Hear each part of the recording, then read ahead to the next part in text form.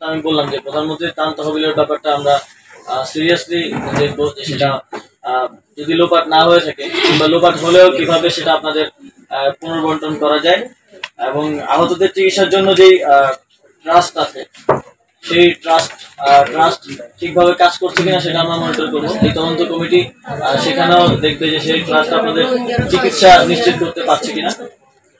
আর যারা দোষী আছে তাদের বিচার দ্রুত সময়ের মধ্যে করার জন্য আমরা পদক্ষেপ নেব, এবং স্থায়ী পুনর্বাসনের জন্য এই তদন্ত কমিটির প্রতিবেদনের ভিত্তিতে আমরা জরুরি ব্যবস্থা নেব। যেহেতু সেখানে শ্রমিকদের প্রতিনিধিও থাকবেন, আমরা আশা করি একটা ভালো সুপারিশ এবং ভালো প্রতিবেদন আমরা সেখান থেকে পাবো। তার ভিত্তিতে পরবর্তী পদক্ষেপ খুব দ্রুত সময়ের মধ্যে আমরা, যারা আসলে ভিকটিম তাদের মধ্য থেকে একজন, এবং শ্রমিক সংগঠন আছে অনেকেই দীর্ঘদিন ধরে ওনাদেরকে নিয়ে কাজ করছেন, তাদের মধ্য থেকে প্রতিনিধি রেখে এবং মন্ত্রণালয়ের পক্ষ থেকে প্রতিনিধি, সকল স্টেক হোল্ডার নিয়ে আমরা একটা তদন্ত কমিটি করে দিলাম। এবং মালিক কোনদিন তার শ্রমিকের কান্দা কান্দবে, আপনারা বলবেন, আপনাদের থেকে যে থাকবে তিনি বলবেন, শ্রমিক কে দিবেন, আমাদের শ্রমিকের মালিক তো এরকম করবেন, মালিক সাইগুন ছেলে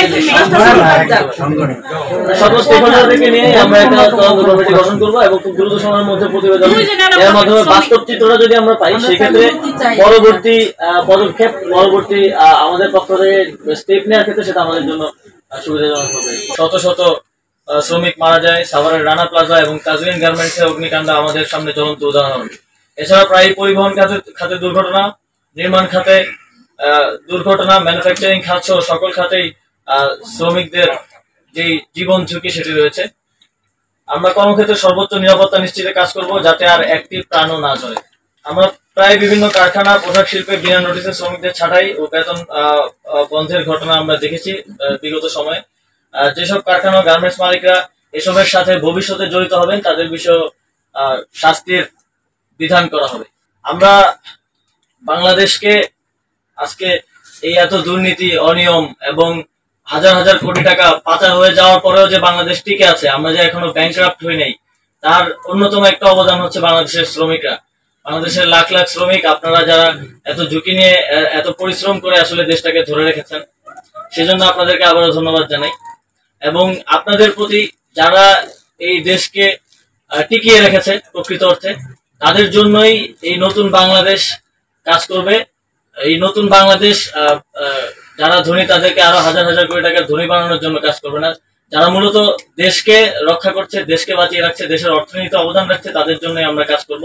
এই কাজ করার জন্য আমরা বদ্ধপরিকর, এবং সামনের দিনগুলোতে আপনারা যারা আছেন আপনারাও এই সরকারকে সহযোগিতা করবেন সেই কাজ করার ক্ষেত্রে, এই প্রত্যাশা আপনাদের থেকে রাখছি।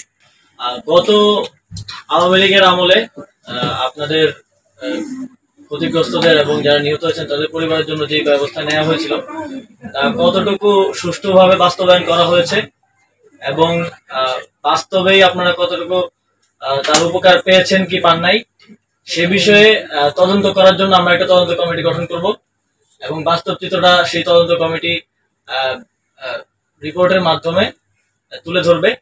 আমি চাই আপনাদের মধ্য থেকে যারা ক্ষতিগ্রস্ত তাদের মধ্য থেকে সরাসরি একজন সেই তদন্ত কমিটিতে থাকবে, এবং তিনি নিশ্চিত করবে যে বাস্তব চিত্রটা উঠে আসছে কিনা। এবং আমি আপনারা যেগুলো বললেন, আমি নিজেও যখন দেখছিলাম তখন আমি পেয়েছি যে প্রধানমন্ত্রীর যে তহবিল করা হয়েছিল, সেখান থেকে মাত্র 19 থেকে 22 কোটি টাকা আপনাদের জন্য খরচ করা হয়েছিল। বাকিটা সেই তহবিলই রয়ে গেছে, আছে কি লোপাট হয়ে গেছে সেটা আমরা জানি না। তবে আমি চেষ্টা করব যে সেই তহবিলের যেই বাকি অর্থটা রয়েছে সেটা রানা প্লাজা এবং তাদের রানা প্লাজার যারা নিহত তাদের পরিবার এবং আহত যারা আছেন তাদের চিকিৎসা এবং পুনর্বাসনের জন্য যেন ব্যয় করা হয় সেটা আমি নিশ্চিত করার চেষ্টা করব। এবং অনেক জায়গায় চিকিৎসার ব্যয়কে ক্ষতিপূরণ হিসেবে সংজ্ঞায়িত করা হয়েছে। এই সবকিছুই এই তদন্ত কমিটি বাস্তবায়ন করবে, এবং তদন্ত কমিটিটা গঠনে আপনারা শ্রমিক নেতাদের মধ্যে থেকে আপনারা যাকে চুজ করেন তাদের মধ্যে থেকে কেউ থাকবে, আমাদের মন্ত্রণালয় থেকে থাকবে, এবং সরাসরি আপনাদের পক্ষ থেকে একজন থাকবে।